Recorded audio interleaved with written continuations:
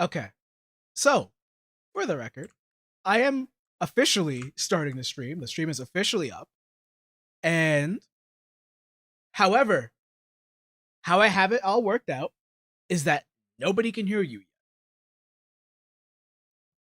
Oh, it's how I have it worked out. As Spyre can see, well, as Happy can see Happy's in my stream. So, and obviously you can't hear yourself, but you can hear the radio silence, which is also kind of good. So, good afternoon, everybody, and to wherever you may be. It may be the evening, it may not be, depending on how we all go. But this is a special stream. It was deemed a mystery, quote unquote, because that's how I had it going. But the mystery today is no surprise. It is a roundtable discussion featuring a couple of people. You can call it a collab, I guess. Is this a collab? I think it's a collab. But we are, yeah. But today we are joined by Szkkrrj, our favorite cringe cryptid, Happy Cabbage, and Lorz IX. Lorz the Ninth. Sorry, I have to be very, very specific because I definitely called him 11 earlier. So, hello everybody, and how are you? Hello, Twitch. Hello, Twitch. Hello. Hello, Chad. And we all have special music. I'm also glad to have you all here today. I am also an idiot who didn't put in his chat box because I'm dumb. There we are. Look at me. There I am. There I am. Hello, behold, fear me. You It do not made me see look me. really small by Haha, I did it. That's Yes, okay. but Chat yes, box. You just look like it. You We just all look we like all look pretty small. Yes. You all look pretty For the small. record, this person is not my overlord. He is size shaming me. I am much larger. I am not size shaming anybody. For the record, I just wanted people to know that I had no idea where to put myself. So I just kept my avatar right here. I'm joined by these lovely individuals. I would love to put you in the back, but then I would have to deal with Szkkrrj's tentacles behind me, and that would be weird. What's wrong with my Yes, tentacles? I wouldn't want that either. Understandable. Look, you have really nice tendrils. However, that is not why we're here today. We are here to talk fighting games. Hey, some fighting game characters have tentacles. Come on now. I mean, yes, I would say Merkava, but Don't Merkava does discriminate not have against tentacles. I am not. Tentacles are cool. Sort of. No discrimination here. You may proceed, but I'm watching you. Always. I mean, Wazowski. I don't mind that. I like being watched. Always watching. I like being watched. However, I digress. Today we came to talk about topics, and topics we shall. I wanted to actually ask you, what is your background on fighting games? We are very well diverse here, and I wanted to know, Oh, what are y'all like? Let's start off with Happy. Alright, well, for the most part, I've been playing fighting games since I was just a tiny little thing, little creature who could barely hold a controller. Started out with, what was it? Marvel vs. Capcom 2, and I fell in love with all sorts of these hyper fast fighting games, Marvel vs. Capcom's, BlazBlues, Guilty Gear, Undernight, all those kinds of games, and I've just been, well, going at it for super long, several years now. I've been playing in tournaments slightly every now and again. But yeah, that's me. Okay. I'm also pretty much a big fan of Marvel Capcom myself, so let's move over to the right. Lorz, take it away. What's your background on fighting games? Well, I guess I wouldn't even be able to tell you what was my first ever fighting game, because I remember playing fighting games as a kid. Like, one of my crowning achievements in my career is being Super Turbo on the Game Boy Advance with every single character. Don't ask me how I managed to do that. I don't even know myself. But That is actually quite an achievement. I don't know. It is an achievement. I'm not even gonna lie. I guess 2022 would mark think my 10th year playing fighting games more seriously. Because Okay. around 2011, 2012 was when I actually found a game that made me get better at this thing. Which was a Mugen dojin game. And then I got into Guilty Gear XX, which was my actually first serious fighting game. And then I don't know, I started watching YouTube, watching competitions every now and again, getting into the local tournaments, and mostly second hands. Even if I have been playing for 10 years, doesn't mean I'm any good. But yeah, I guess that's mostly my background. I tend to play as many games as I can. I have a very wide range of games that I like to play. All right. That's pretty much it, I guess.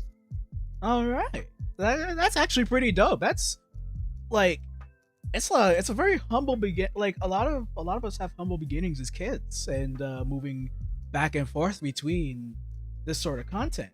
Last but not least, we got our favorite cryptid down here. Yeah, Szkkrrj. Let's hear your background. What do you got on fighting games? I'm the eldritch embodiment of cringe. Get your mystical beasts right. Okay. Eldritch Anyway. embodiment of cringe. Let us hear your background on fighting games. Yeah, well, you see, if you ever wondered why every fighting game community is so cringy, it's because of me. I do that. I'm not sorry. It's important for maintaining the balance of the universe. But when How I dare first you. began actually engaging with the games directly was Super Street Fighter 4, which I had Ooh. a mortal purchase on a whim at GameStop. I know those are going extinct, but if you recall those, for like $5. And then I got extraordinarily good at playing Cammy, who is still my Street Fighter main. I also branched off into Mortal Kombat. I played Triborg in X and Ermac in 9. And then I branched into BlazBlue after getting bored and wanting to try some new stuff. I played New 13 in like Chrono Phantasma and those ones, and then BB Tag came out, and I played the absolute crap out of that. My main team is New 13 and Akatsuki, because they synergize very well, and I like keeping my opponents on the other side of the screen far away from me. Well.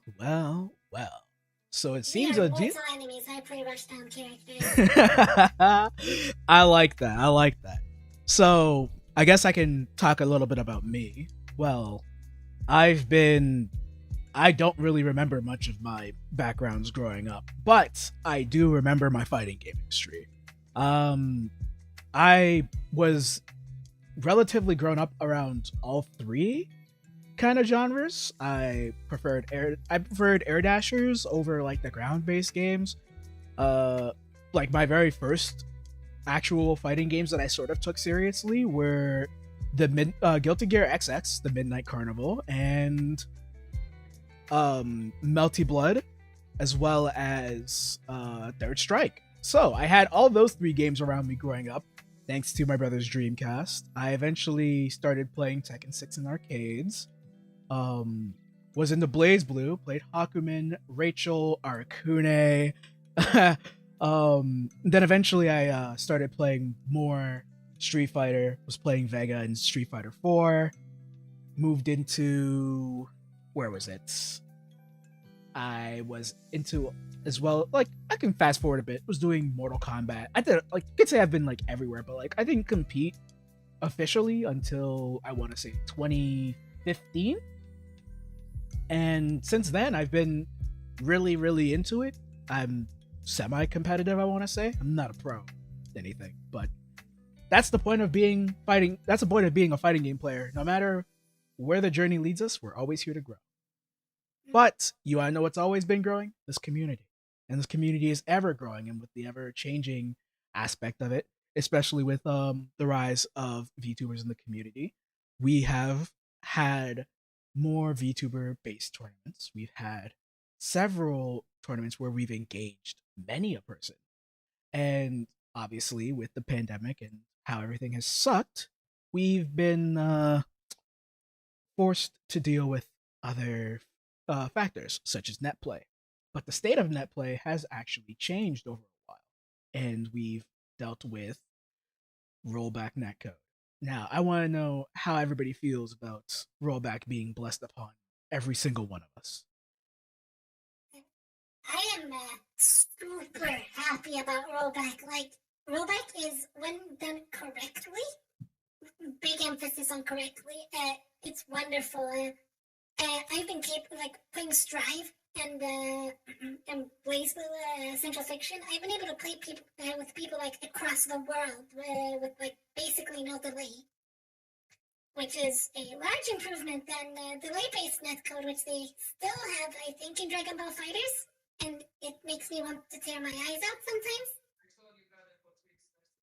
Very true. Yeah, I mean, I myself being from Europe and having to mostly interact with I feel like I mostly interact with an American community. It's not like there's not a European FGC or anything, but being that I'm with a VTuber fighting game community and all that, I feel like most of it is American, and there's also a big Asian side of it. But that basically means most of the people that I would play are very far away.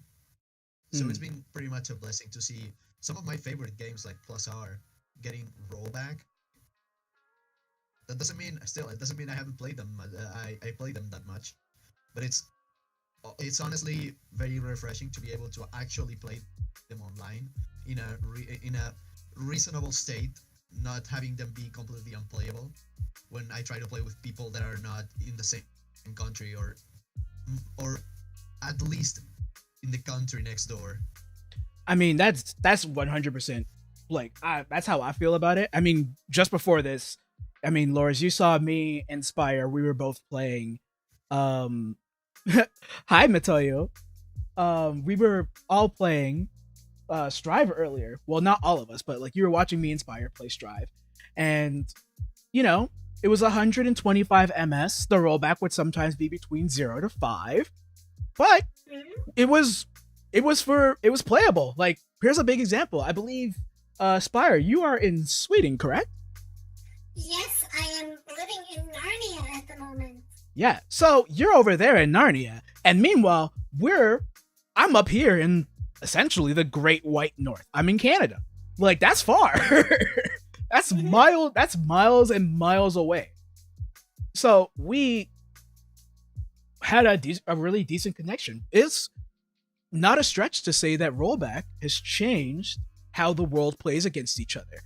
And while it took time for us to catch up, it took time for the rest of the world to catch up to us per se. But for those who haven't been able to have had this like weird superstition that like, you know, we can't play against other people because it'd be laggy or all this other things, Rollback has quite sort of changed our lives for that in that aspect. In the last 2 years, we've grown.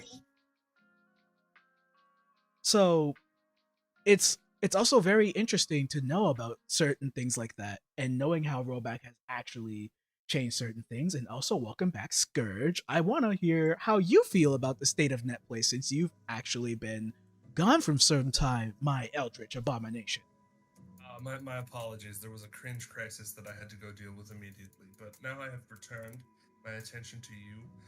And in terms of netplay, I'm ecstatic to have Rollback because, unfortunately, being in, a trans-dimensional space, Wi-Fi is really my only means to connect to the mortal internet. So I like it when the game compensates for shitty internet. Yes, Rollback is obviously it's not out the magical fix-all tool, but even if you're on Wi-Fi, it still does help out to some degree.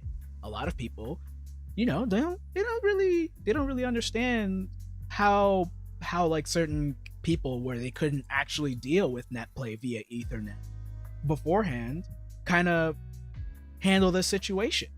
And I'm kind of glad that we have had such a growth, and with the recent games, BlazBlue CentralFiction was announced to have Rollback, and we have it on Steam. As for when it comes out on console, we don't know. Now, if I'm not mistaken, a couple of you have already played it on Rollback, correct? Yes, I have, in fact. How? I have not yet, but honestly, seeing some so many people playing it is it's making me feel like playing it, even though I don't even like BlazBlue that much. I feel like socially pressured into playing it just because everyone's enjoying that sweet rollback. I personally haven't really played CentralFiction. I've been enjoying BB Tag too much. Oh, don't worry. BB Tag's time will come. On the PlayStation 4, when the rollback beta comes out, I believe it is sometime this year. I think either like next month or I don't know exactly when they're doing. Very soon. They announced it in December. Yeah. That it was coming soon. I heard something about it coming like the 22nd of this month. Don't quote me on it. I might be completely wrong, but I think I heard something about the 22nd. Well, even better, because I'm also a big fan of BB Tag. I heard Szkkrrj says that they play new Akatsuki. Spyre, what was your team again in BB Tag, actually? In BB Tag, my team was mostly like two sets. It was, for the most part, it was S and it's been a while. S and Naoto Shirogane, the Persona 4 one. Mm.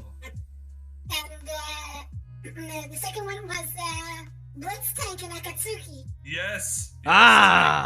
Team Eins Eins. I like that.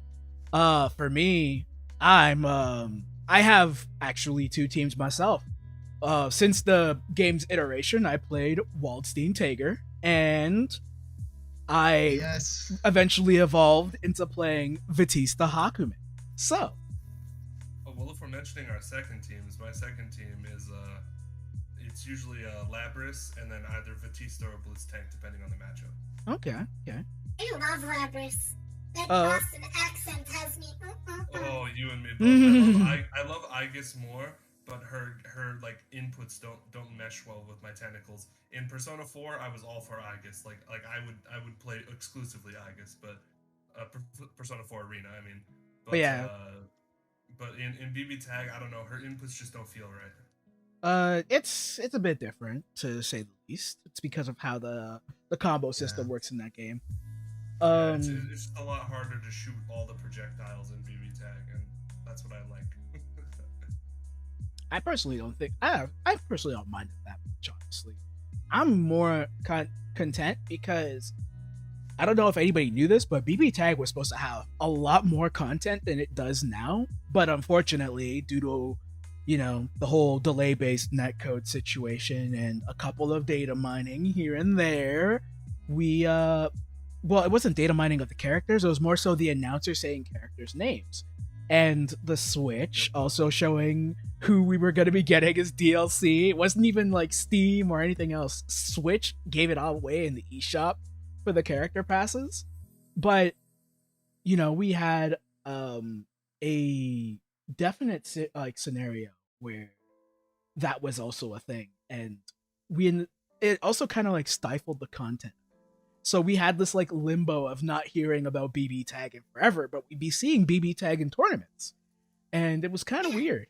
I really think BB Tag is going to make a comeback sometime soon. Like once we get rollback netcode and such, I feel like there'll be a lot more people like just playing it in general. I mean, heck, I play it on Switch most of the time, and the Switch community is still alive even now. Oh yeah, I agree.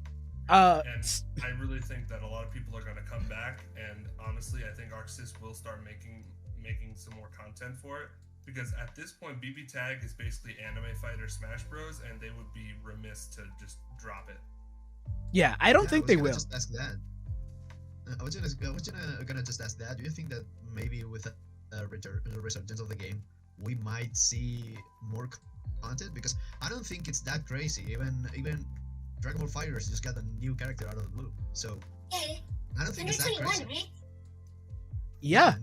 There's a new End of 21 coming, so I wouldn't say it's that crazy to see more content for BB Tag if it explodes after rollback. Yeah, I definitely expect there to be more. My gut tells me that if they do make content, they'll probably port over some Guilty Gear characters, and then probably get some other anime fighter characters that we don't have yet. Heck, maybe even pull some weird Genshin Impact crossover shit and get characters like the one from Horizon Zero Dawn, whatever her name is. Ally? I don't know. I think the safest bet would something like new Melty Blood. They'll Probably. definitely pull characters from there too. Yeah, because I don't think they were gonna grab Guilty Gear characters because I remember them saying like in an interview that due to how differently the games play, that they didn't want to like include Guilty Gear characters in BlazBlue. I do remember that at like a point in time. Also, I feel like they've been taking this time to not say anything, but like the Arcana Heart characters palette, like their specific sprites are all made from scratch. Like they're not from Arcana Heart at all. Because Arcana Heart works on a different resolution than every other game, so they had to redraw most of our sprites. Yeah, so that was like a really big thing. Like Heart sprites were completely drawn from scratch. They were brand new. The Ruby sprites were drawn from scratch. They're also totally brand new. Like we've never had a Ruby game where we had sprite based characters for a fighting game. So there's a lot of sprites getting redrawn or rescaled to fit BB Tag's art style. But going back to the topic of the state of netplay real quick, because this is also going to help branch into the other ones. We've seen the current lineup we've seen how ArcRevo is lining up their games and how they're gearing back up for ArcRevo and how the lineup is going to seem. I feel like with how certain things are going, the push for rollback has been a lot more necessary. So moving within those lines, I kind of was hoping that like with how ArcSys is handling certain games, I really want BlazBlue Versus to get their rollback, because like it would benefit ArcRevo in a sense. Like if they were just like, oh yeah, you get rollback, we add this to it, and therefore, you know, that's another game on their lineup that they don't have to worry about for, say, online qualifiers. Because I think BlazBlue is one of the games that needs rollback the most. Because that game came at the wrong time with the wrong netcode, and basically it has its fans. Not to say it was born dead or anything, but it definitely does not have the established fan base that most other ArcSys games have. So I think BlazBlue is the one that needs rollback the most. Yes, totally. Especially with like the way the game plays, I feel like the way this netcode is, you know, sort of a big detriment to it. And that is very much true. Like we all know, BlazBlue Versus showed up, quite literally, like 3 weeks before the pandemic happened. Like right before everything shut down. Tournaments were gearing up to have BlazBlue tournaments with like over 300 plus people. Like it was a huge game. Like people were ready to go hard in the game because it was also like one of the very first games that we've had in a while that had a worldwide beta test. Like while the delay was actually really decent at the time, because you know they gauged it based on, you know, the state of the world and not just Japan or not just America. We had all sorts of like testing, and it turned out it was fine, but at the end of the day, it's still delay based netcode. So, you know, certain factors can happen. Wi-Fi will definitely not help in certain situations, and it causes more issues than we'd like to have. And right now, the only places that are running BlazBlue tournaments officially, like off of outside of like our little exhibitions that will qualify for Side Games Cup, is Japan. We're hoping that can change in the future.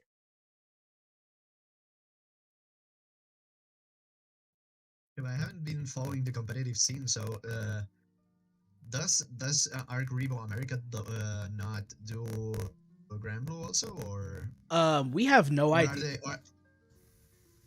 I was gonna answer that. So currently, as it stands, I don't know what the current ArcRevo America lineup is, but I feel like when they decide to finally like finalize the roster, we're gonna have let's say we're gonna have BlazBlue CentralFiction. We're going to have probably DNF Duel. Which we're going to talk about in a bit. We're going to have DNF Duel. We're going to have BlazBlue CentralFiction, BB Tag, Guilty Gear Strive. Like we have a very robust lineup of games coming in hot so far. Like it's a lot because before pandemic, ArcRevo never really had tournaments, to say the least, that were able to, like, we had a couple of games, but we didn't have all the games. Atlas also talked about Persona 4, which is theoretically also an ArcSys published game, and that can work out with because they mentioned that they might add rollback to that game in the future as well. So there's room for potentially a wider circuit for those kinds of games. Yeah, they better. The only thing I can say is they better add rollback to P4. They cannot just release that without rollback. Seeing the response to games like BlazBlue and CentralFiction, and of course Strive just having rollback out of the blue. Mm-hmm. They cannot just release or re-release rather a game and not add rollback. I feel like that's a huge missed opportunity. I feel like that is true. I really hope that Persona 4 Arena gets rollback when it releases, because I saw that article where they said like, oh, it's probably not going to have rollback on release, and it might be added later depending on how the game does. I really hope, because it feels if they have delay-based netcode, when it releases, that's just going to be a big detriment to, how many people are actually going to be playing it. I agree. So we were talking about the state of net play. We have talked about the potential lineups that ArcRevo have. I did mention DNF Duel. Now, I know a couple of you may have played versus actually watching footage of the game. So what were your very first impressions of the game? I want to hear from Szkkrrj first. Szkkrrj, let's hear your thoughts on DNF Duel, if you've ever seen it before. I looked into it a little bit. I haven't been particularly invested in it, but it definitely looks incredibly good. Like, just from a visual standpoint, I personally, like, one thing that I need in a fighting game is I need things to look nice and feel nice. Like, I know that's kind of dumb. Like, I know a lot of people care more about like the gameplay, but like I need like my gameplay to look pretty and look cool before I will even like really engage with it. And aside from the frame rate looking a little jank from the trailer, like the actual characters and gameplay look great. So yeah. Yeah, I totally agree with that. It gives me like a very similar feeling to how they did BlazBlue, just with like a lot more energy, which is, as someone coming from an animation background can see, ArcSys is really good at just making their characters animate and feel so much energy. So Lorz, how do you feel about DNF Duel? Have you seen it? Have you played? I wasn't able to play the beta. Originally, I was kind of skeptical on it because it felt, just looking at it, it felt just like BlazBlue again, and I didn't really like the characters that much. But once they started once they started explaining how the mechanics worked, I started feeling like the game could be really interesting. And then when I actually saw gameplay that started to pop out when the beta was playable, I think that's a very promising game. I haven't been able to try it myself, but I think people are very happy about it, and I think it's a promising game. I'm excited to see the future of it. Yeah, I feel like there's a very broad future. Like the future of online net play has always been a bit weird, and yet I feel like 2022 for online net play in fighting games specifically might just be the right time. Like that's how I feel about it. It feels like it is the right time. I agree. And I don't know if y'all have ever been in tournaments, but Sarita Penguina and specifically Chigzama. Shoutouts to both of those lovely ladies. They have been doing VTuber tournaments for all sorts of fighting games, and you can literally choose between which ones you want to play. normally. Chigzama is like the I want to say the BlazBlue streamer at this point in time. And they're always doing tournaments. They're always doing beginner tournaments. They're doing what's it called? All level tournament, like all skill level tournaments. Serena tends to do all skill level tournaments as well for Strive, BlazBlue, what is it? As well as Grand Blue. I believe BB Tag is in addition to I think Street Fighter. I don't remember if she does Street Fighter as much. I think they she might did a have done KOF one. thing. Oh? I think they did Street Fighter once. Yeah, it's That's normally about it. it's normally up for normally up for the community side in the VFGC Discord. And I've been looking at a lot of those, and I've been like, I always feel like I should enter them, and I'm always super nervous. I don't know why. Like I'm gonna sign up, and then I immediately like panic, and I'm just like, I feel that. it happens Those all the tournaments- time. Totally. It happens. I signed up No, like when- once. When I get the opportunity, which isn't very often because these tournaments sometimes, I mean, they always are pretty late in my time zone, and sometimes I just cannot join them, or it's like PC Strive, which I don't have. I only have it on PS4. But when I am able to enter them, I usually try, even though I end up getting my ass whooped and exiting the tournament being all salty. At least I want to try whenever it's possible. Yeah. So tournament you anxiety guys is like, try yeah. it. I think you guys should try it more often. I feel like I should.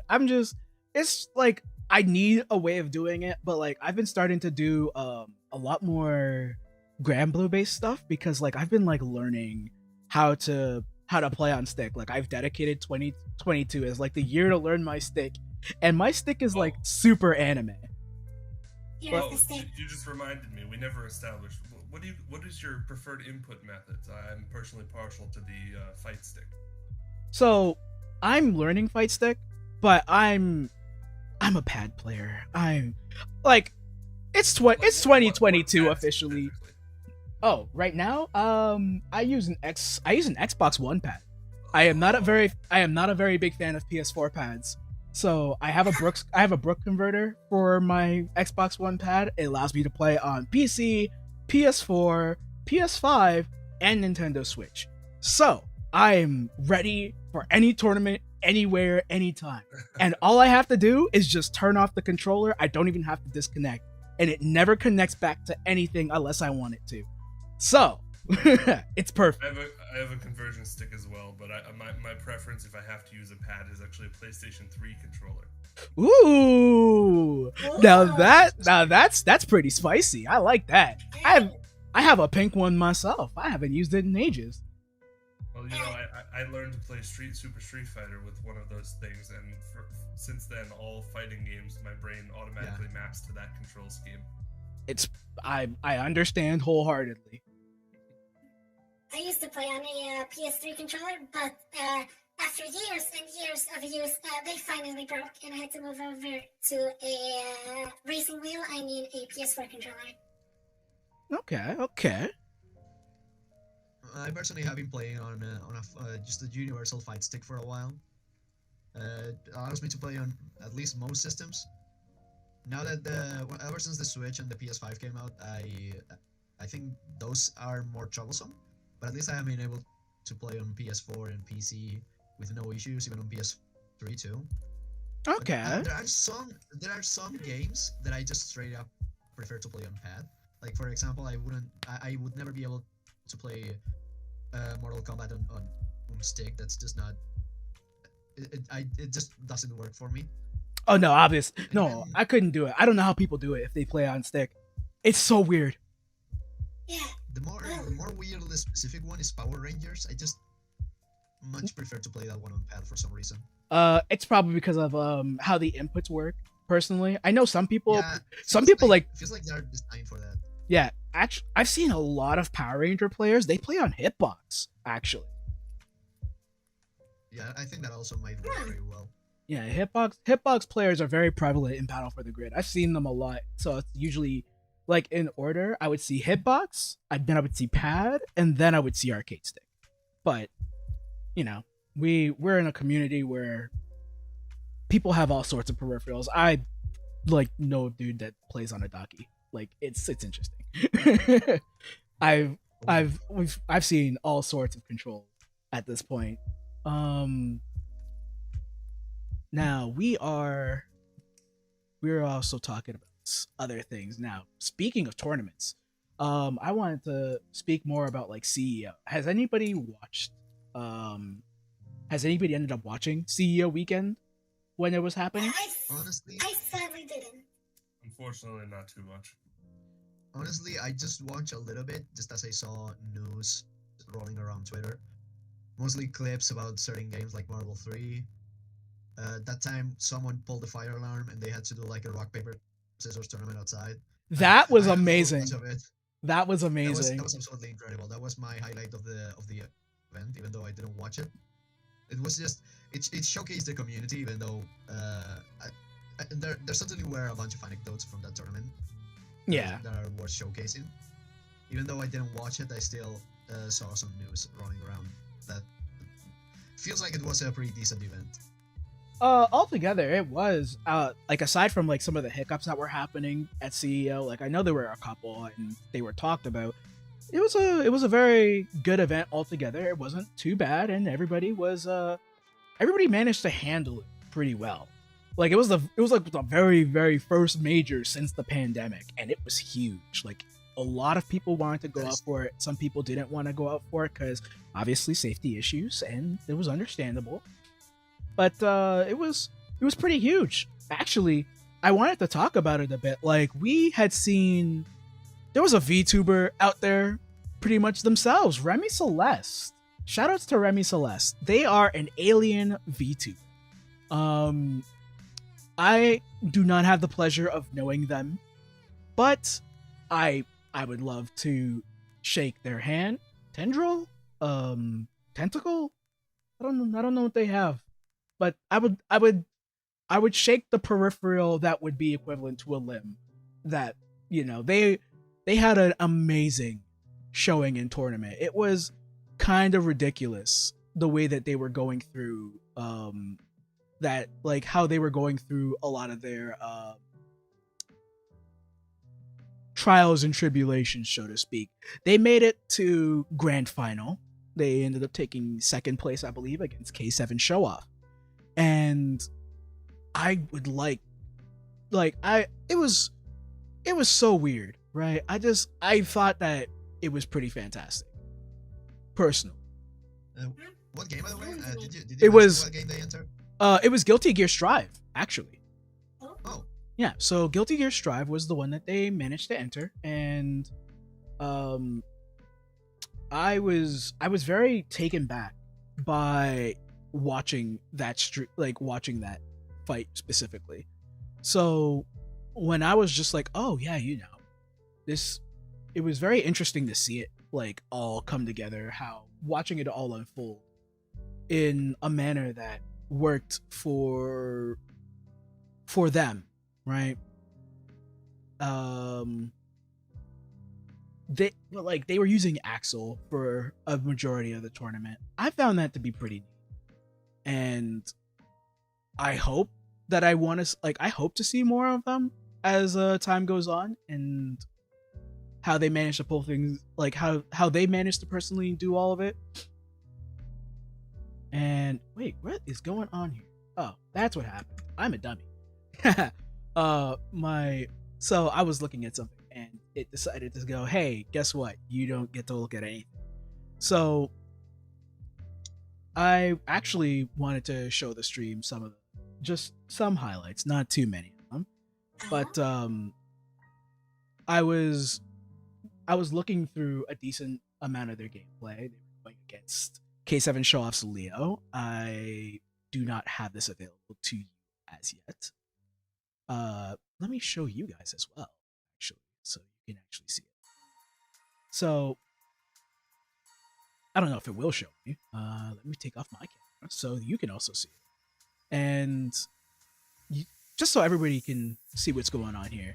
But, you know, they had pretty good moments of their own. They were going through various parts of the tournament, you know, and they actually had really good plays throughout every single part of it as it was going down. Like, the bleeds, like their reading was immense. The conditioning was actually really well timed, and I was just more so concerned about like how well they play. It was actually just like a lot of push and pull throughout the grand final between those two. Sadly, K7 managed to reset it, and Remy Celeste had lost. But it was a very, very strong showing throughout the entirety of the tournament. It was unbelievable. Yeah, that looked like Guilty Gear Strive, you know, like Strive we want to see. I guess you could say that we're striving for success. Oh.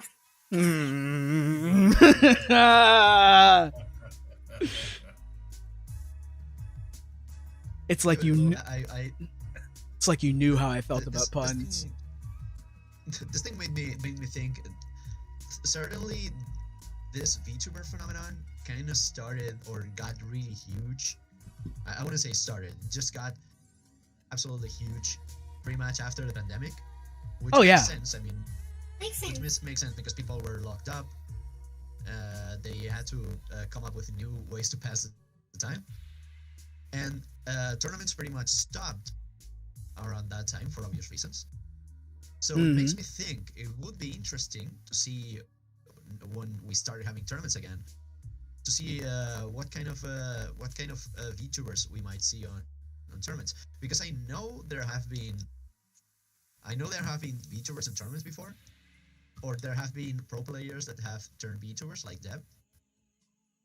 Oh yes. But we still haven't seen many VTubers in tournaments, especially placing up high. So I'm pretty excited to see more members of the community showing up. Yep.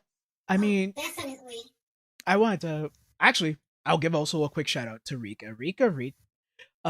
She's also a really strong Street Fighter player who manages to place decently well in tournaments as well, and I would love to see personally more of them in tournament when pandemic, you know, decides to lessen or, you know, gone. I want the pandemic gone so badly. Oh my god, I want it to be gone so badly. I'm gonna be totally honest. Nothing has really changed for me. I still sit inside. Yeah, I mean, we all do. I love traveling. Where you never get harmed. I would love to go to a major one time. The world being as it is right now, it feels like it's gonna be. I would have to wait for that to happen. Yeah, it'd be a while before I can make it to Evo. Ah yes, Evo. I would love to go to Evo someday or something.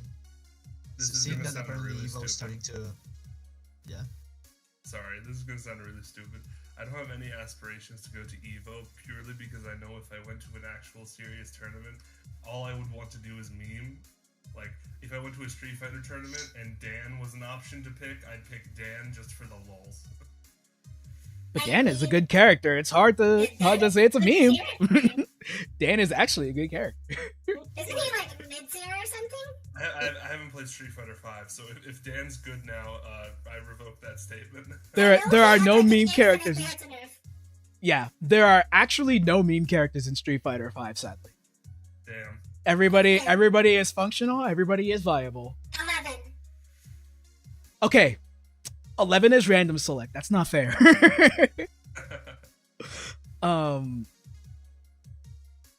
But yeah. Speaking of, you know, non-anime games, KOF 15. Let's talk about that. KOF 15 drops next month, I think. Yeah, oh my god, right. It's next month. Well, that's right. It's like 6 weeks from now. Yeah, it's. I'm probably gonna get it. It looks really exciting. I've never really been into King of Fighters much myself, besides, you know, occasionally playing Terry Bogard whenever he appears in some other fighting game. That's a lot of them at yeah, this from point. what I can see, from what I have seen, it looks really fun. Like the gameplay it looks like it feels smooth and fluid, and like the flow of it seems really, really nice. I can, as someone who's actually played it, I can confirm it is very nice. For anybody who has never played a King of Fighters game, it is very interesting to say the least. Like, it'll definitely not feel like a fighting game you've played. However, there is a very old resource from Dandy J called The Beginner's Guide to King of Fighters. It's basically, you can look at that video, watch it, apply to it in like any KOF game, and 100% you can. It's universal. I've used it for KOF 98, and it still applies even now to KOF 15, almost 15 years later. Like, it's kind of wild how those mechanics just transfer to every single one of their games, regardless of what game you play. It's almost a staple. I wish more games did. But man, the rollback in that game is pristine. You tried it? Yeah, I did. I wanted to ask about that. How does the online feel? The online actually felt fantastic. Like, I think I heard some people complain about it. Yeah, the first, the very sure. Yeah, the very first beta, the rollback was sort of one-sided, and like right before the second beta came out, they were like, "Yeah, by the way, we had issues with one-sided rollback. We fixed that." So beta 2, That's good. It'll definitely feel a lot better, and I was very content with it. I was very upset, however, because it was the same weekend as the NF Duel, and I had to pick my poison a lot. But and I wasn't able to play either one. But I know KOF 15's open beta. Like, you could have got in. It was just really rough to do so. I was just busy to get into it. Yeah. Well, the game does drop a few weeks from now, and we will have all the time to get into it. There's going to be a lot of people to watch out for. Unfortunately, because we can't do in-person tournaments, there's going to be a lot of online tournaments, and the lobbies are, I believe, decently sized, so everybody has a turn. Pretty pogers. Yeah, that sounds really nice. Now, I believe I think KOF 15 would be like my first serious KOF experience. Probably it will be the same for a lot of people, but I think that's a day one. That's a day one buy. I'm very excited to play it. Yeah, it's okay. I see that we have Doom, who says, "I hate match rotation lobbies." I mean, not everybody's a big fan of them, and that's why I kind of was, waiting for KOF 14. Like, that's why I was waiting for 15 to see what they were gonna do with their lobby system. I was not a big fan of other lobby systems where they do like rotation lobbies. That's why I was really like, that's why I was like admiring 14's, right? So, well, because like you can hold multiple matches and you can spectate the ones you want to spectate. So you can say, so and so, you can play your match, and they can play their match, but you can be like, okay, but we have this one coming up on stream, and this is the one that we're going to be watching on stream. So you would watch this specific person's match, while other people, like, depending on how many people are in the lobby, you can have this many people playing their matches in the background, and then they can be reporting their matches. So, it works out. And I believe they brought that back in 15. So they took 14's lobby system, put it in 15, and I think that was a really good choice on that. Like, that's something you can do. Have multiple matches going on at the same time, but you can watch one person. I think that's cool. Sounds like the way I think lobbies should be done. I'm sorry. No, I think lobbies just need to have more options. Because I'm seeing Doom complain in chat about how they don't like certain types of lobbies. And I think I don't know how difficult it is to implement in a game. I would understand if it's not easy to make. They just have to stick to one type. Yeah, But I think the best option would be to make it selectable. And what kind of lobby do you prefer? yeah, 'Cause, totally. Clearly, people have strong opinions about them.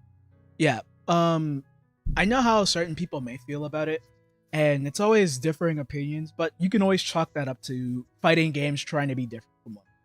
I know DNF Duel is picking from other games where, like, depending on the lobby size, you can have infinite rematch. And well, yeah, depending on the lobby size, you can have infinite rematch. However, they did, like, from what I managed to get, they had a setting for 100 matches, like first to 100, and that was pretty neat. Oh. Yeah, so they have, it was like 2 rounds, 2 matches, 5 matches, first to 10. It was like first to 2, first to 5, first to 50, and then like first to 100. Like it was like they were ridiculous numbers. So I feel like they were thinking about that in mind, which I'm kind of hyped for that. I want more games to do stuff like that. Certain games will just give you the first to 2 motif, where it's just like best of 3, Yeah. and I don't mind. It's really nice, but I could see why others don't like it, because you would like more options. And at that point, I think they should try to make it like customizable. Like have a first to whatever, and you can type in whatever number you prefer. If it's 10 or 50 or 100, if you want to do a very long set with someone. Yeah. In a 2-person lobby, of course, because otherwise you will have someone waiting for hours. Yeah, that was another thing I saw too, because somebody I think had like a first to 50, and I was like, oh yeah, I can probably just sit here and spectate and then wait for somebody to give up. Nope, they just kept hitting rematch. I couldn't get it. Did you still give up? No, I was hoping for somebody to just be like, okay, yeah, I get off the sticks and let somebody else on. But then I was just like, no, they're running it for the long haul. They didn't want to get up. So I was like, okay, you know what? Maybe I'll just search for another match. So, there's upsides and downsides to that sort of thing, but that's also really cool when you just want to see people like duking it out for a while. Well, yeah, I got the upside, he got the downside. There's 2 sides to every Schwartz.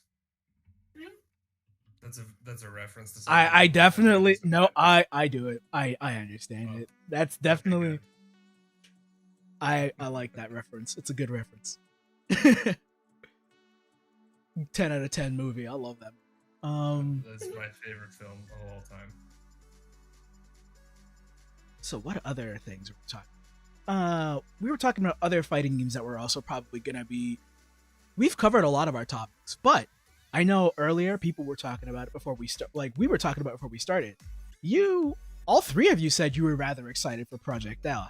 Like, Oh, yes, I am. Yes. I am so excited for Project L. Right? Not only because of the people making it, is the people, from what I understand, the people who made GGPO Rollback, but also the fact that that a game like Project L is gonna already have this massive community of League of Legends coming with it. And from what I understand from the trailer, they said that they were trying to make it so that the game is accessible and fun at all levels, instead of the new players having a chance to beat the pros, which is something I'm all for. Yeah. So I am cautiously optimistic for Project L. I just don't really trust Riot Games that much, but that I'm cautiously optimistic, especially if York becomes playable. I do not think, from what I understand, Riot Games is just the publisher. From the people actually developing it, I think it's a different studio. Yeah, but that is Riot partially Games true. also- That's Riot partially Games true. will influence stuff like monetization. That's Yeah. Of course. Oh yeah, no, Of course, 100%. Riot wants money. That's how it always is. So a bit of background for. I have one question, if you guys don't mind. Oh no, by all I means. have talked about this with friends. I don't know if they confirmed this. They might have confirmed this, and then my question doesn't mean anything. But do you? I guess I should lead my question, considering that all previous Riot games like Valorant or League of Legends and all that stuff, all of them are free to play. Isn't it obvious that Project L is also going to be free to play? Because I have friends who think were it is. I believe I have it. friends who were shocked. I have friends who were shocked when I said Project L was obviously going to be free to play. Like they expected to have to pay for it, and I was like, no, there's already been free to play fighting games, and this is coming from a company that makes mostly free to play games. I think it's pretty obvious. I don't know. Yeah, so I believe that it might be. But a bit of background for people who don't know about Project L. Project L is the Riot Games fighter that's based off of League of Legends. It will be while, you know, League of Legends is normally handled by Freak and everybody else on the League of Legends team, this is going to be handled by Tony and Tom Cannon. For those who may not know who those are, they are the current runners of Evo at the moment, alongside of Rick, aka the Hado, who also runs Evo at the moment. He's general manager, but he's not a part of that team. He is a part of but back to the Cannons, they also help. They are having battle testers who are also people from the fighting game community. So this is going to be a game developed by players for players. And and like Spyre said before, this is going to include people that are of all skill levels. If people have seen it, they had managed to show a bit of like some of the controls for Echo, I believe. And yeah, they showed one button special moves, if I'm correct. One button special moves and directional inputs. Not like command inputs, but directionals. Sort of like Battle for the... I wanted to mention, I think that Project L also might contribute to BB tags. Words. Well, okay, there we go, got it. I was gonna say, Project L probably will contribute to BB tag coming back because it's one of the few fighters that has the extremely simple but like complex to master control schemes, because BB tag doesn't really have any competition in that department. Yeah, many games do have that kind of aspect, I think. And like, I don't know, go ahead. I remember seeing there was like this one, I think it was both an Echo and a Darius combo that looked incredibly sick, including a bunch of wall bounces and stuff. And yes, from what I can see, each character is gonna play like or feel really different, because Darius's combo seemed, they had a lot of power to them all. Echo didn't have the giant slams and stuff. It's something I'm really looking forward to. Yeah, so one of the big... Darius was able to continue combos from full screen with an assist also. Mm-hmm. I was just about to mention that. Disgusting. So, one of the big things that a lot of people didn't catch, and I was very surprised that both of you managed. Well, I think all three of you did, but I think both of you managed to catch this. But I feel like Project L isn't going to just be a one-person fighter. I feel like it'll be a two-person fighter. Like, it'll be a tag fighter. Kind of like Marvel vs. Capcom, with simple controls. Like, a lot of people were calling it Marvel vs. Capcom Infinite 2, quote unquote. But because, as we all know, there's that game, while it also had rollback netcode, it was shafted by Disney, unfortunately, because it was... I really like that game.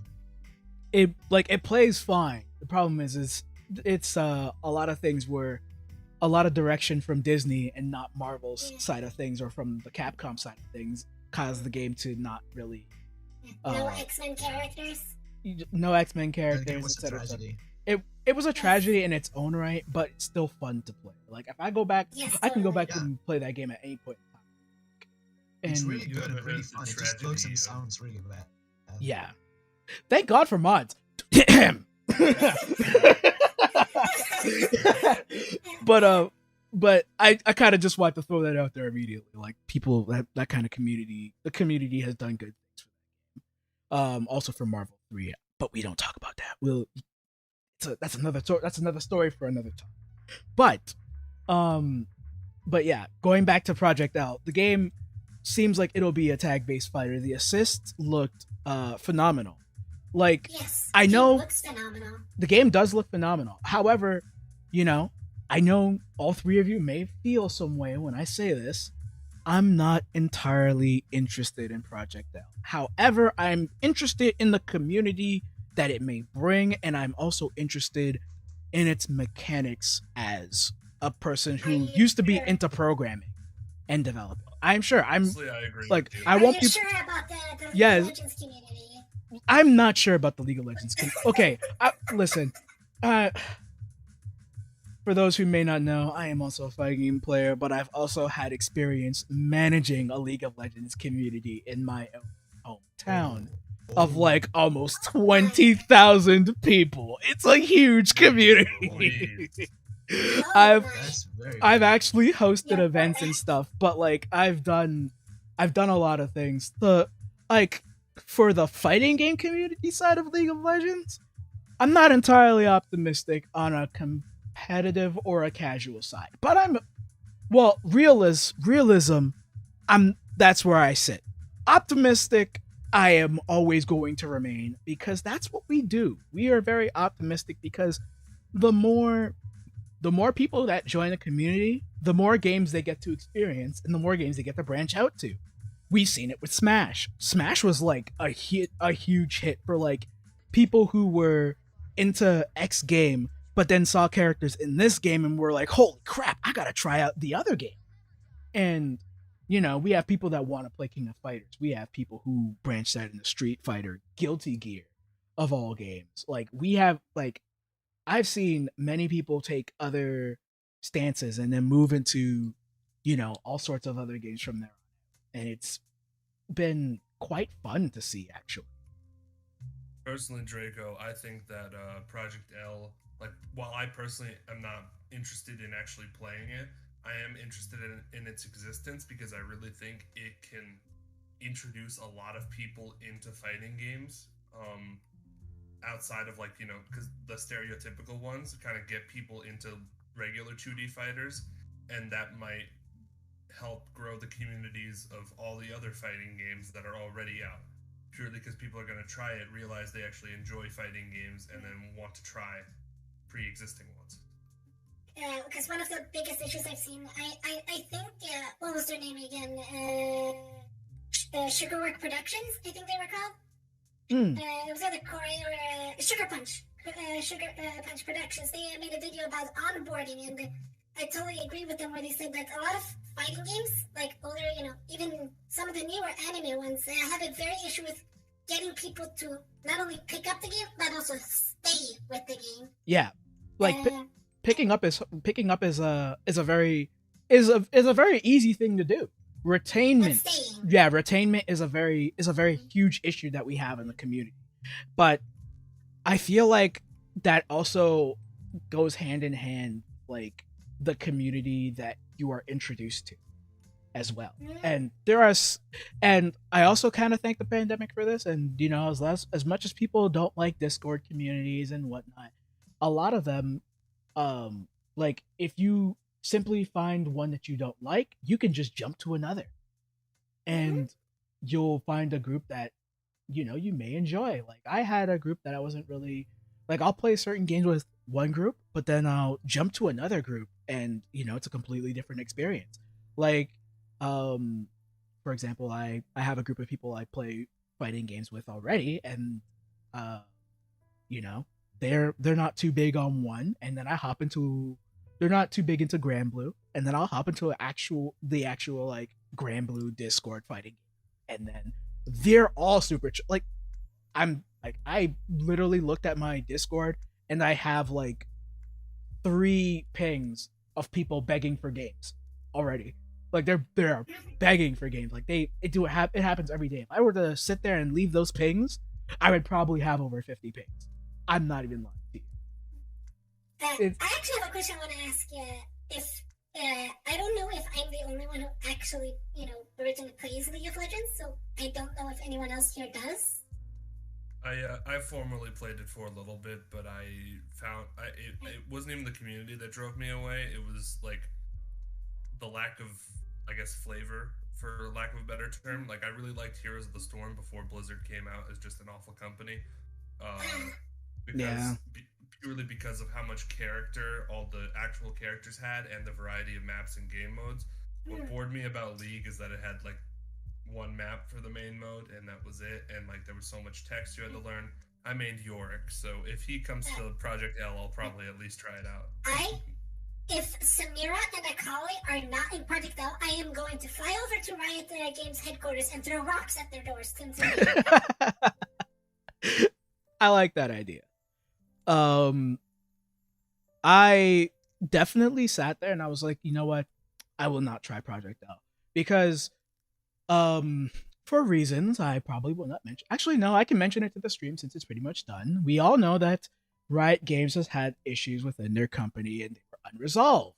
And I basically had made a stance saying I would not play any single Riot game because regardless of whether my friends were in the company or not, because of how they handled their employees. But recently, yeah, it was a huge issue. It's been an issue for years. I had recently found out that they had settled said issue. Like they had recently come to a conclusion with the issue because, for those who didn't know, they had a settlement case back in 2019 that they were trying for $10 million. But the defense attorney said because of the issue and the severity of the issue, they are entitled to $400 million. And Riot was like, okay, you know what? Maybe 10 million is not the idea that we were going for. How about 100 million and we will call it? And, you know, the judge found that it was very, very, very fun, like very feasible. Everybody else found it very feasible. So every past contractor and or female worker that was working at Riot or a non-binary person, trans person that may have faced issues at Riot Games or was subjected to harassment is getting a share of that $100 million. So that is good. That is very good. And from what I understand, they're doing things to like make sure stuff like that doesn't happen again. Yes. I did look into it, and they're definitely like being there a lot more open with their with what is actually going on in the culture, within the dev team. Yeah. So while I would still feel like Riot Games doesn't have, like, in terms of actual games and not the situation that is currently now recently behind us, we have this whole thing where we have like this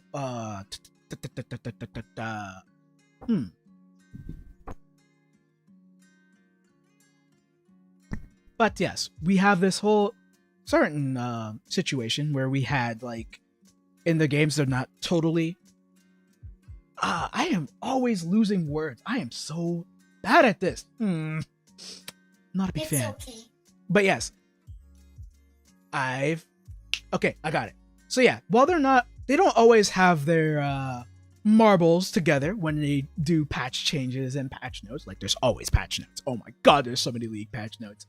I feel like... Can't confirm. Yes. I feel like for Project L, they will have all their things together. And personally, I will touch the game once if they include Jax. They're definitely going to include Jax. There's no way they're not going to include Jax. Speaking of which, one thing I read that they were going to do is that just like in normal League, there was going to be a lot of skins released for characters. And assuming if they go the same route that they do in League, where certain characters have legendaries or ultimate skins that completely overhaul the way they look, from animations to to effects and everything.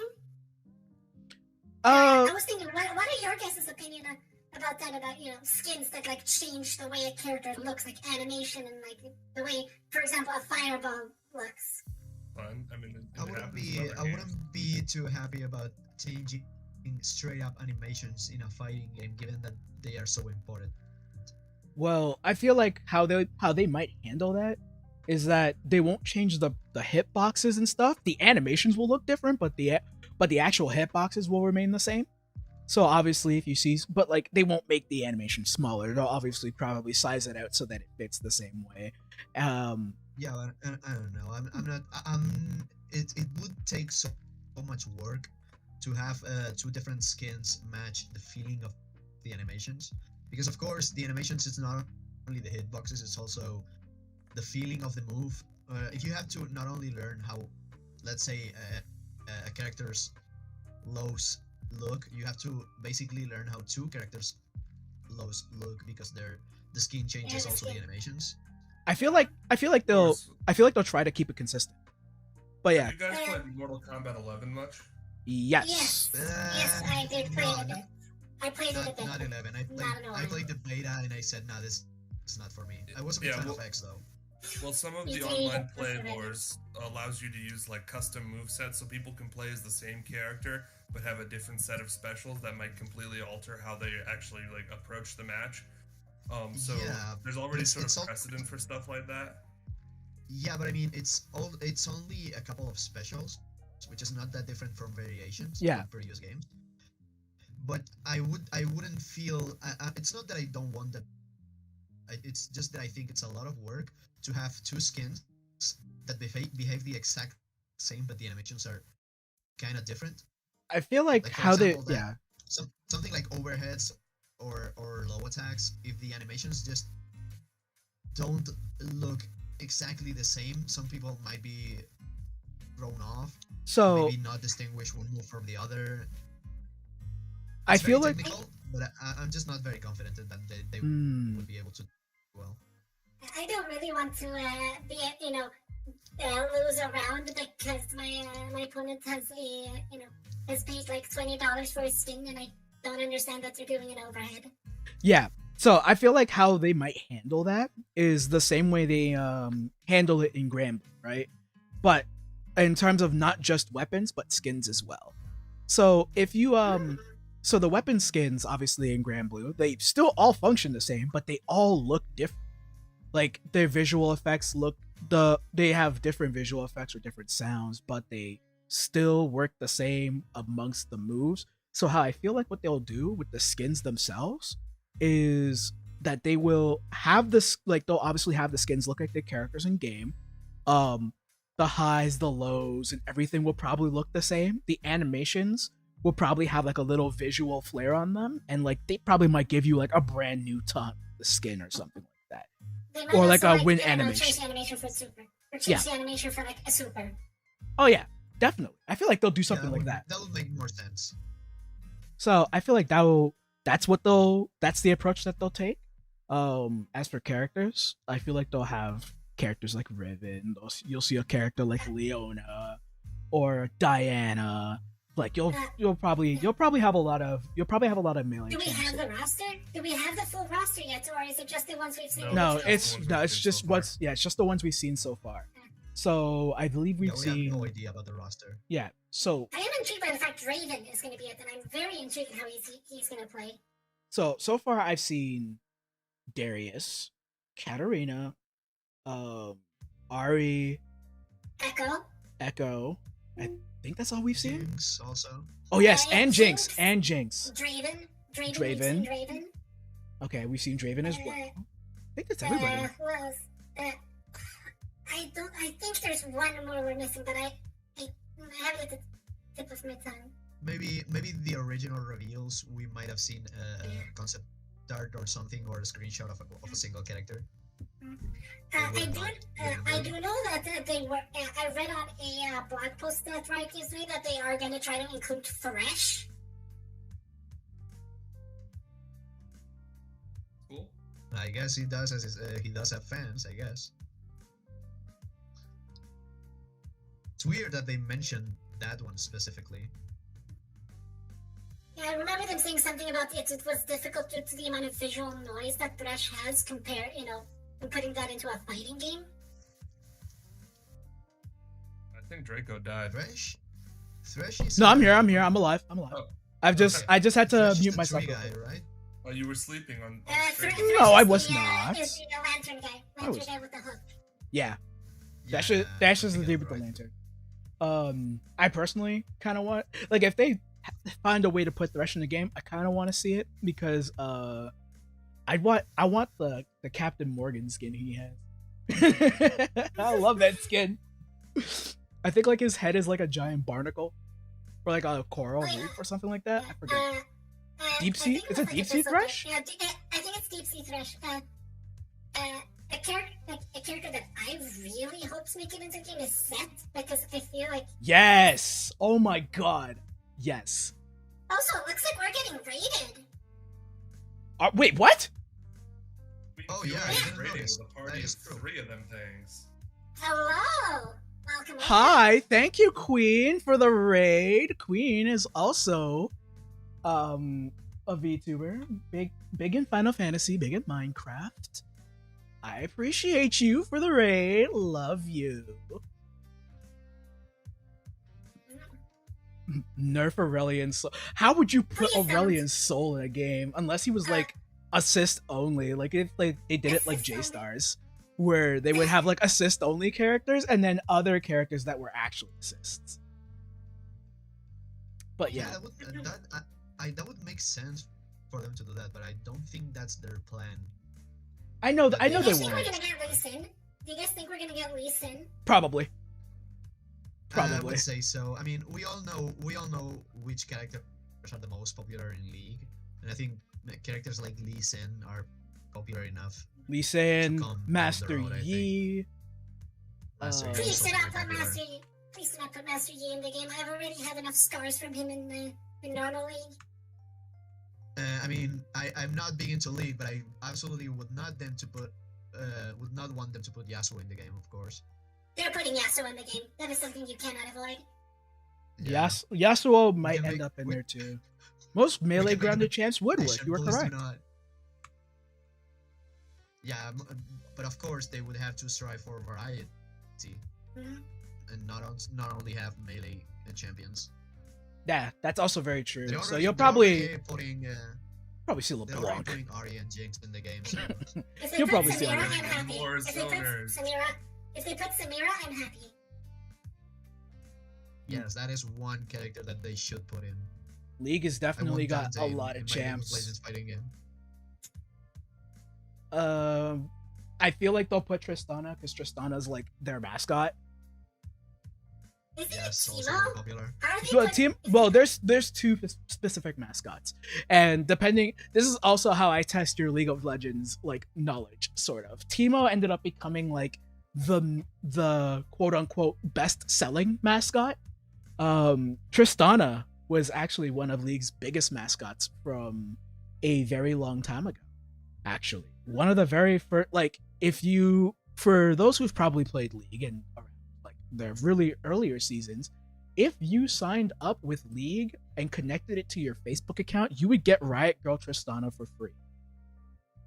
Oh, yeah, they did a bunch of stuff like that. That was really cool. I'm sad that I missed that. Yeah, and I only know that because I own Tristana. I believe it's still a thing you can get, but I'm not too sure. Don't quote me. But Riot Girl Tristana was like one of the very first free skins you could own. And all you had, and it gave, I believe it also gave you Tristana. All you had to do was literally Put Rammus just, in the game. Put the turtle in the game. Put Rammus. I wanna hear him tingle, like, do his super, and he just goes, okay. okay. But yeah, there's a lot of champions that can probably make it. There's I think there's like 147 at the moment. Oh yeah, there's plenty for them to work with. yeah, they said over 140. I have. It's been like I have not played League in ages.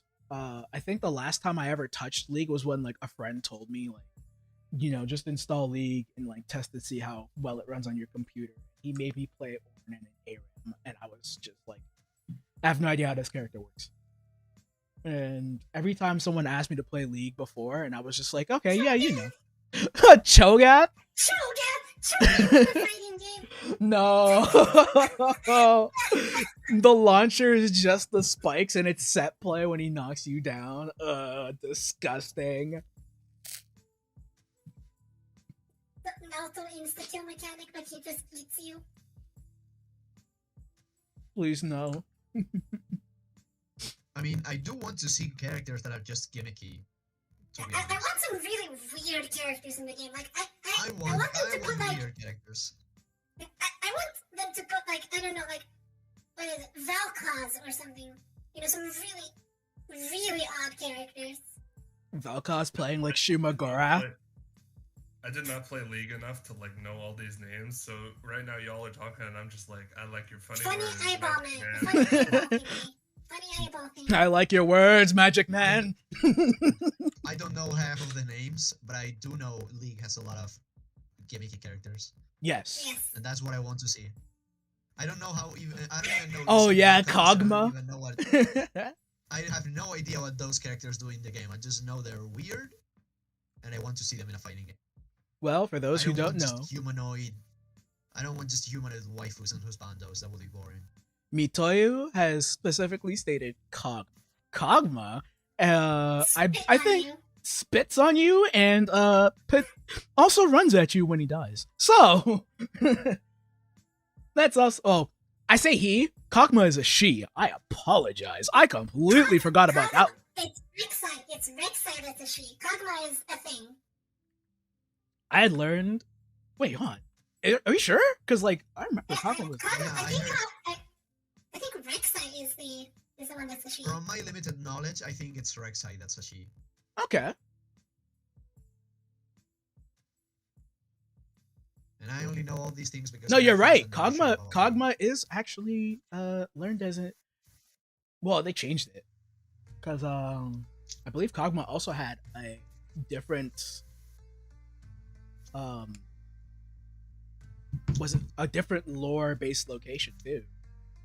Oh yeah, they reworked the lore a while back, so Yeah. stuff's changed.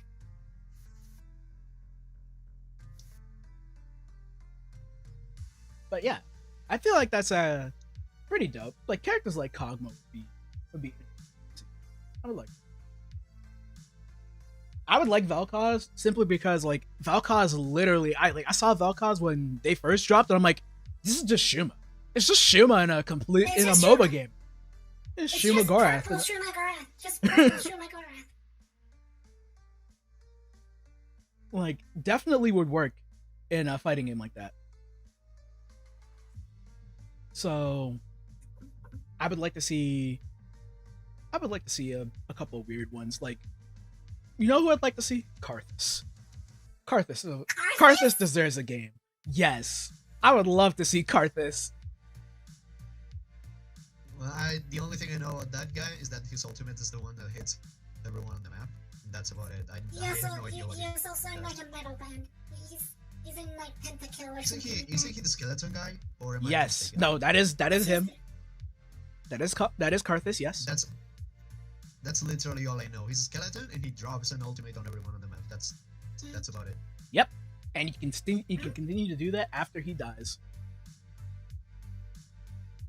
But yeah, there's Okay, that's not something with a I've lot of the ever heard. characters that we have, there's a lot to work with. I feel like so much. with the success of Arcane, we'll see Warwick as well. We'll probably see like Vi and Jace. Vi, Jace, Warwick. Yeah. A Especially lot of Vi. a would lot say- of I would arcane based say characters Vi you'll has see. to get in. We probably might see Caitlyn might work like say Elfelt in Guilty Gear. Please no. I'm already traumatized by outfit enough. Well, Yes, we need more guns. More guns. and then you get Lucian, and Lucian works like Happy Chaos but on steroids.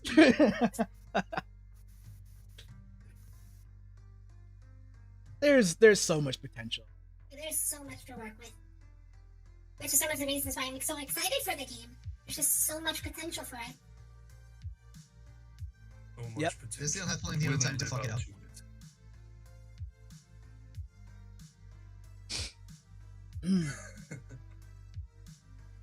Oh, well, I think we've had a good discussion. Yeah, this has actually been a really strong discussion. I don't know what I might do. Like, I feel like if there's more people who feel interested in coming onto these things, I might start taking on more people. You know, I But want to I- do this again. This is fun. Yeah, this was fun. yeah, having people sit down, various amounts of people sitting down talking, you know, discussing games, how they might be, their state of being. I feel like it's a good thing. And like when you have, you know, nice, pretty faces like ours, and you know, in Szkkrrj's case, Aw, sometimes thank you. indescribable.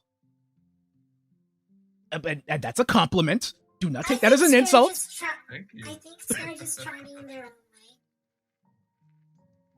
Well, thank you. I appreciate you. I appreciate you too. You know, we whether it be in my den or on the moon, somewhere in space, or beyond the fabric of time, you always got a place here. That's our community in a nutshell. We have all sorts of places. We welcome all sorts of people. Right? Now, I don't know when I might do this again, but with the way the pandemic's going, we may have maybe tons of these actually. May I see you on many other platforms, many other tournaments, and I feel like we've made considerable progress. You know, a decent hour and a half almost of conversation. And obviously, you all have me.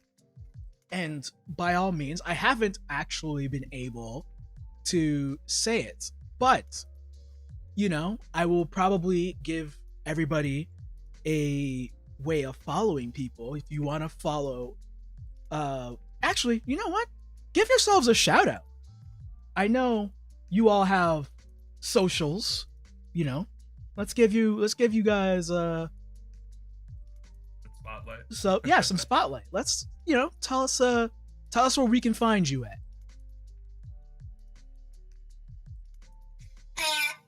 Yeah.